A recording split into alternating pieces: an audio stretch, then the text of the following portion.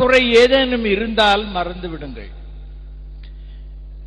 எனது ஆசை எல்லாம் மீண்டும் பிறந்தால் இந்த தமிழ் மண்ணிலேயே பிறக்க வேண்டும்.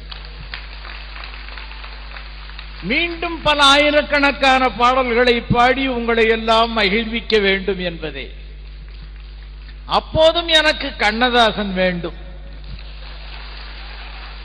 ஜி ராமநாதன் வேண்டும், கேவி மகாதேவன் வேண்டும், மெல்லிசை மன்னர்கள் வேண்டும், எம்ஜிஆர் வேண்டும், சிவாஜி வேண்டும்,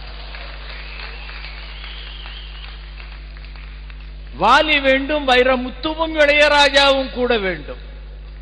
யாவற்றுக்கும் மேலாக உலகம் முழுவதும் உள்ள எனது அன்பு தமிழ் ரசிகர்கள் எல்லோரும் வேண்டும். பேராசை, எவ்வளவு பேராசை பார்த்தீங்களா? இந்த பேராசைக்கு இலக்காக்கி விட்டார்கள் எல்லோரும் சேர்ந்து என்னை.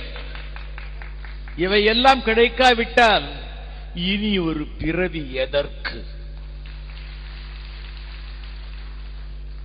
ஆனா என் அப்பன் முருகப்பெருமான் அவருடைய சன்னதியிலே என்னை ஏற்றுக்கொள்வார்.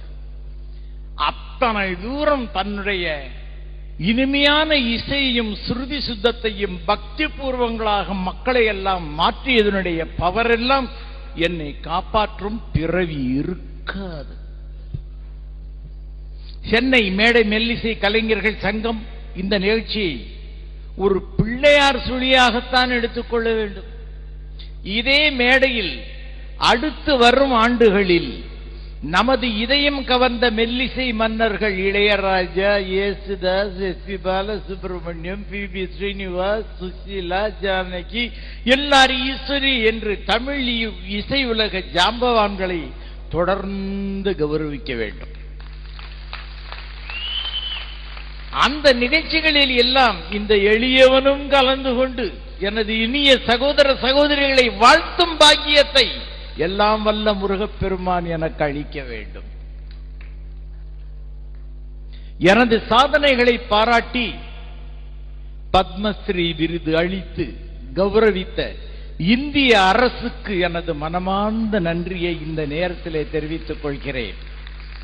உங்கள் பாடலை பாடித்தான் நாங்கள் வாழ்ந்து கொண்டிருக்கிறோம், அதனால் உங்களுக்கு நாங்கள் நன்றி செலுத்த வேண்டும் என்று கூறி இப்படி ஒரு பிரம்மாண்டமான நிகழ்ச்சிக்கு ஏற்பாடு செய்து பிரமிப்பூட்டிய சென்னை மேடை மெல்லிசை கலைஞர்கள் சங்க நிர்வாகிகளுக்கும் உறுப்பினர்களுக்கும் என் உயிரும் இனிய ரசிக பெருமக்களுக்கும் பத்திரிகையாளர்களுக்கும் இதயங்கனிந்த நன்றிகள் பல. ஒரு கலைஞனுக்கு அவன் வாழும் காலத்திலேயே அவனுக்கு ஒரு பாராட்டு விழா எடுக்க வேண்டும், கௌரவிக்க வேண்டும், அவனுக்குரிய மரியாதை வழங்கப்பட வேண்டும் என்று நினைத்த அன்பு நெஞ்சங்களுக்கு நன்றி.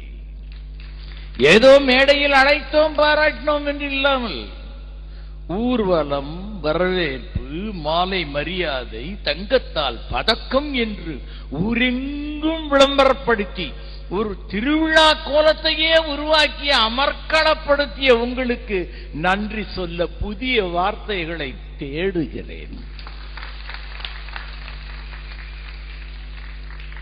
இத்தகைய பாராட்டு விழாக்கள் எதிர்கால சந்ததியினருக்கும் வளரும் கலைஞர்களுக்கும் நிச்சயம் ஊக்கமும் உத்வேகமும் அளிப்பதாக அமையும் என்பதில் எந்தவித சந்தேகமும் இல்லை.